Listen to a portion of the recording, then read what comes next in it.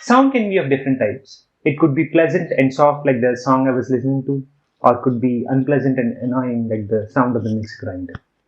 But what makes it musical? What separates music from noise? Welcome to my series Beyond Listening. In today's episode, I'm going to explore what makes music music.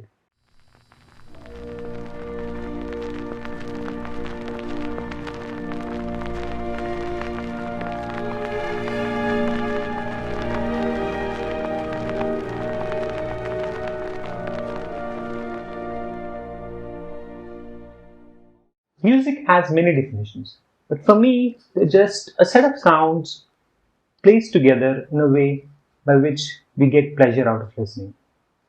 Mostly. But what adds meaning to it? Some songs can make you feel sad, and some of them can make you happy. They're just like a language.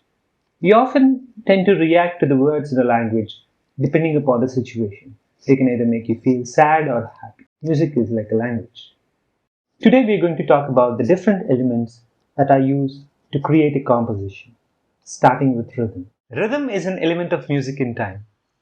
It is like a regularly repeated sound which creates a frame-like structure. It is like a ticking clock or water dripping out of the tap or even your own heartbeat. Life is full of rhythm if you pay attention to it. Whenever we listen to music, we often tap our foot or snap our fingers, just like this. But at what speed is this sound repeated? Well, it is defined by the tempo. Tempo is measured in beats per minute. If I play a beat per second, that means the BPM is 60. Let's talk about the meter now. So basically, we have this repeated pattern of sound. How do we give it a shape? Well, we use meter for that. Meter gives or divides them into a group or a section and are often visually represented by numbers. Let's take this ticking clock and turn the sound of the tick-tocks into a beat, and let's lay them into a linearly divided sections of rhythm. If you say on the top, there are 4 beats that are repeated in every section, right? And in this way, there are other time signatures like 6, 8, 2, 4, etc.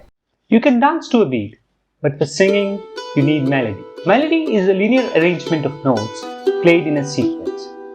Out of these 12 musical notes, let's pick a few notes and create a melody.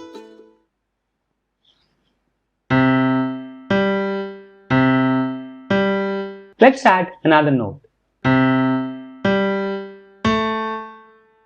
Let's double them.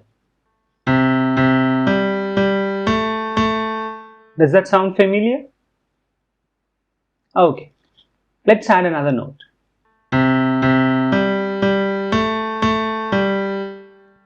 I think by now we already know that it's Twinkle Twinkle Little Star. Now let's bring in the beat from the rhythm section and try to blend it with the melody and see how it sounds.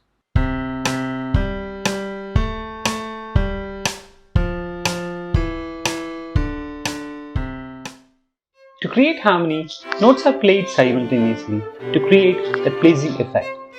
In the previous section, we heard the melody of Twinkle Twinkle Little Star. Now, let's try and add a violin section to it.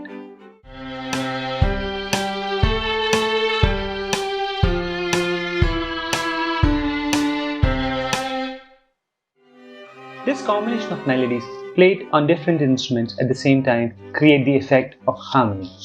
Harmony could be as simple as the clip that we just heard or as magnificent as Antonin Dvorak's Symphony No. 9. Harmony is often described by the combination of notes.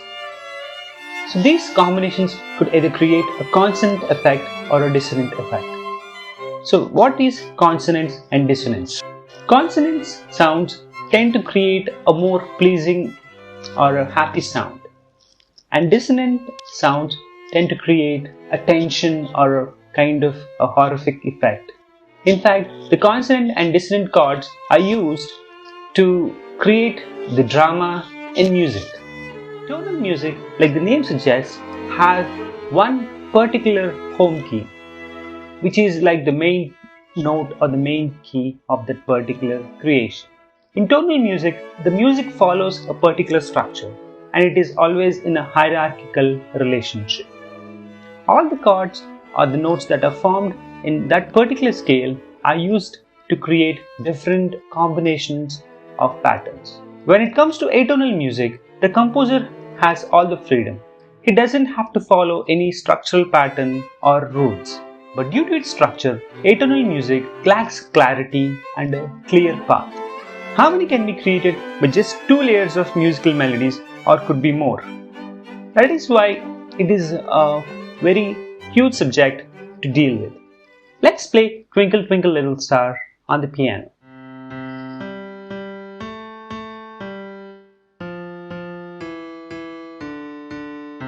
Alright, now I'm going to sing the same melody.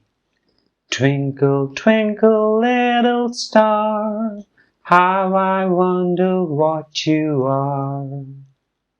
Okay, let's listen to the same melody on a violin.